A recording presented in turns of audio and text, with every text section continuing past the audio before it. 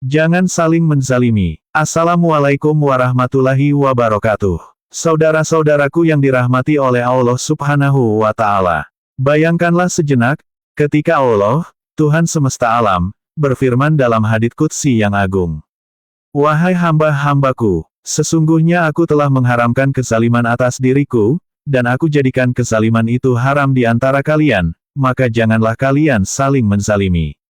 Subhanallah, Sang Penguasa alam semesta saja menjauhkan diri dari kezaliman, padahal tidak ada satupun makhluk yang mampu menzaliminya. Lalu, apakah kita sebagai manusia, yang penuh kelemahan dan dos, masih tega menzalimi sesama? Lalu Allah berfirman lagi, wahai hamba-hambaku, kalian semua sesat kecuali orang yang aku beri petunjuk, maka mintalah petunjuk kepadaku, niscaya aku akan memberi petunjuk. Tanpa petunjuk dari Allah, kita tidak akan mampu membedakan jalan yang benar dan jalan yang menyesatkan, meskipun kita merasa sedang berjalan di atas kebenaran. Kemudian, Allah menyampaikan sesuatu yang sangat menyentuh. Wahai hamba-hambaku, kalian semua lapar kecuali orang yang aku beri makan. Maka mintalah makanan kepadaku, niscaya aku akan memberi kalian makan. Kalian semua telanjang kecuali orang yang aku beri pakaian. Maka mintalah pakaian kepadaku, niscaya aku akan memberi kalian pakaian.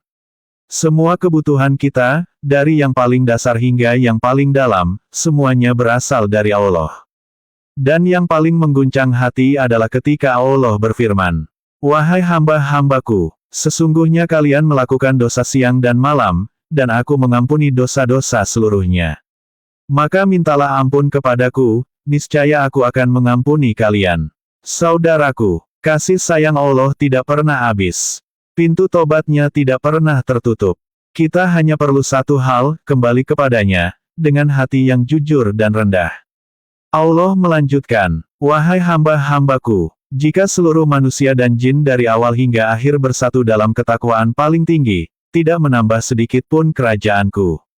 Dan jika semuanya bersatu dalam kefajiran paling buruk, tidak akan mengurangi kekuasaanku sedikit pun. Lalu Allah menegaskan, wahai hamba-hambaku, jika kalian semua berdiri di satu tempat dan meminta kepadaku, lalu aku beri setiap orang apa yang dimintanya, tidak akan mengurangi apa yang ada di sisiku sedikit pun. Seperti jarum yang dicelupkan ke laut, apa yang dibawanya tidak seberapa. Saudaraku, amal perbuatan kita akan dihitung dan dikembalikan kepada kita. Siapa yang menemukan kebaikan, maka pujilah Allah.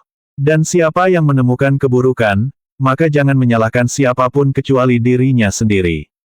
Mari kita renungi, jangan menzalimi, mintalah petunjuk, bersyukurlah atas setiap rezeki, bertaubatlah setiap hari, karena sesungguhnya kita ini hanyalah hamba. Wassalamualaikum warahmatullahi wabarakatuh.